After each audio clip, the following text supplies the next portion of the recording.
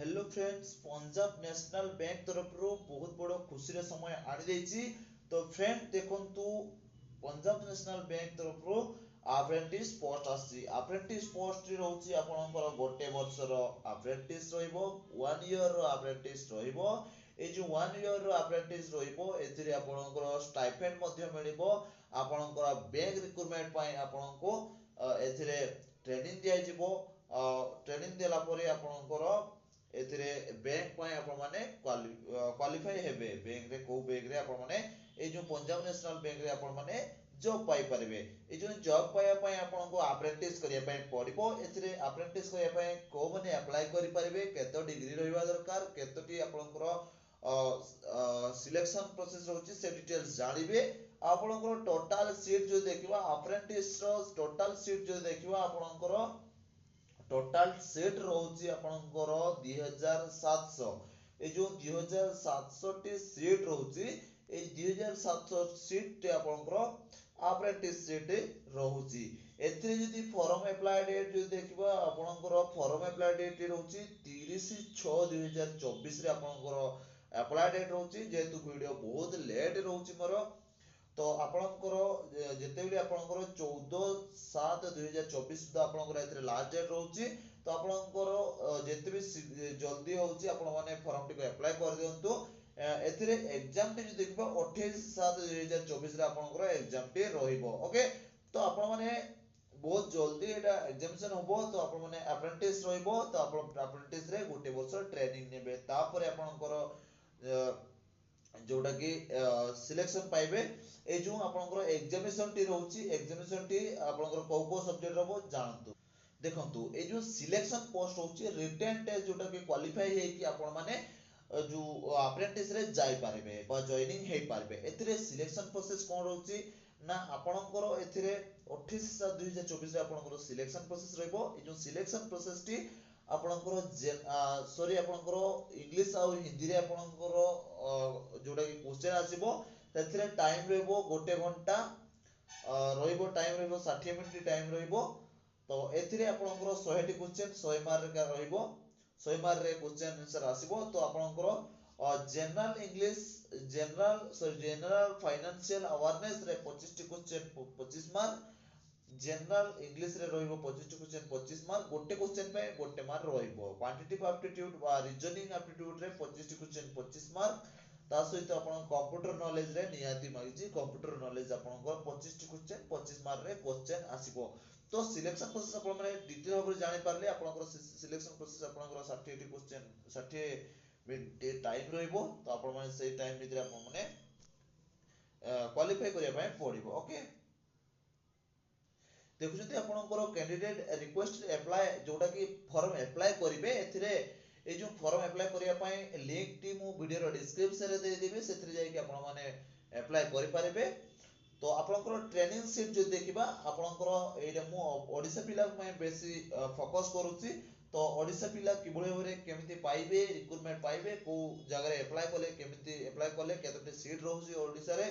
तो सेही भाबरे मु आपनको सेटा डिटेल्स जणेबी। ओके, तो ओडिसा रे ट्रेनिंग सीट जो देखिबा आपनकर अप्रेंटिस ट्रेनिंग सीट जो देखिबा ओडिसा रे तो केतोटे सीट। तो देखंतु ओडिसा रे आपनकर ट्रेनिंग सीट टी आपण देखिदेले आसीगले। तो आपण कोन करबे ना एथिरे 71 टी सीट रहउची, टोटल 71 सीट रहउची। को स्टेट रे सॉरी को जिल्ला रे आपनकर केतोटी वैकेंसी रहउची डिटेल जानतु। तो बालेश्वर रे जोट रहउची 12 टी वैकेंसी रहउची। भुवनेश्वर सॉरी आपण बरहमपुर गंजाम बरहमपुर रे 9 टी वैकेंसी रहउची। भुवनेश्वर रे 21 टी वैकेंसी रहउची। कटक रे 14 टी आपनकर जोटा कि संबलपुर रे 15 टी वैकेंसी रहउची। टोटल 71 टी वैकेंसी रहउची। आपण माने ओडिसा स्टेट रो आपनकर 71 टी वैकेंसी रहउची। आ अन्य जगह रे अलगा अलगा पोस्ट रहउची, वैकेंसी रहउची। आपण माने ओडिसा रे जो जति भी सारा पिला आपनकर 71 पोस्ट 71 टी पोस्ट 71 पोस्ट बहुत। तो बहुत पिला कटि जिवे रिटेन रे फिजिकल रिटेन आपनकर एथिरे रहिची।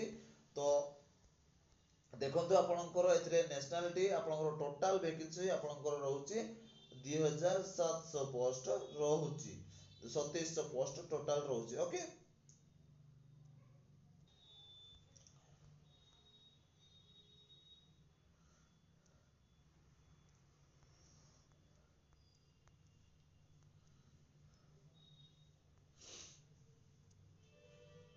तापरे देखो आपणकर जोटा कि एजुकेशन क्वालिफिकेशन रे आपणकर ग्रेजुएशन मागिछि यदि आपण माने कोनसी कॉलेज बा यूनिवर्सिटी रो आपण माने ग्रेजुएट करिसंती ताहले आपण माने एथिरे फॉर्म अप्लाई करि परिबे तो आपणकर एथिरे ग्रेजुएट सहित बॉडीज AICTC TE रे आपण माने जदि फॉर्म पके कि आपण माने ग्रेजुएट करिसंती बा UGC रे आपण माने जदि पढिसंती ताहले आपण माने एथिरे फॉर्म अप्लाई करि परिबे आपणकर एथिरे मार्कशीट प्रोविजनल मार्कशीट रहितबा दरकार आपणकर डिग्री सर्टिफिकेट मध्ये रहितबा दरकार जदि आपणकर ए सब रहउची ताहले आपण माने एथिरे फॉर्म अप्लाई करि परिबे ता सहित आपणकर जे कोनसी आपणकर स्टेट रहउचंती से स्टेट रो यदि आपण माने ओडिसा स्टेट रहउचंती ताहले आपणकर ओडिसा स्टेट रे ओडिया स्पीकिंग ता सहित ओडिया स्पीक तार आपणकर लेखि पारतबा बुझी पारतबा राइट कर पारतबा इंग्लिश रे मध्ये लेखि पारतबा ए सब जिंस आपणको भितरे रहितबा दरकार ताहले आपण माने एथिरे क्वालिफिकेशन हे जिवो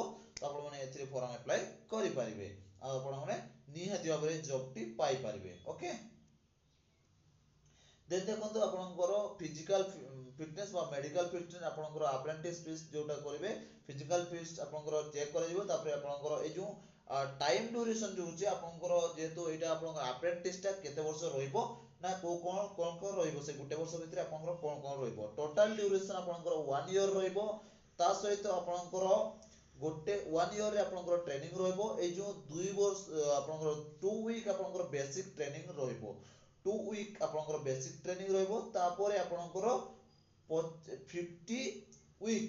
50 वीक जो आपनकर ऑन द जॉब ट्रेनिंग आपनकर ए जो अप्रेंटिस टी रहउची जॉब बेसिक रे आपनकर जॉब पई आपनकर ट्रेनिंग दिया जिवो ओके 50 वीक पे तापर टाइफाइड जो देखिबा आपनकर कहि देथिले आपनकर टाइफाइड मिलिबो ता सहित आपनकर केवल टाइम वेस्ट कर दिले आपन अप्रेंटिस कर दिले आपनकर सरी जीवनी तो आपनकर एथिरे टाइफाइड मध्ये पाइबे तो गोटे पिला जेहेतु पढुची से अप्रेंटिस करूची तापर जदी अप्रेंटिस पर जदी कोनोसी जॉब मिलुनी ताकू तापर से तो बेकार हे जीवो ना सेति पई मु आपनको एथिरे देछि आपनकर टाइफाइड दबो तो कोनसी अप्रेंटिस करते करते ताकर कोनसी सैलरी मध्ये ताकू मिलिबो ओके सेले जो रहउची रूरल सेमी अर्बन पई 10000 रहउची मंथली सैलरी तापर अर्बन पई रहउची 12000 सैलरी मेट्रो पई रहउची 15000 स्टाइपेंड रहउची ओके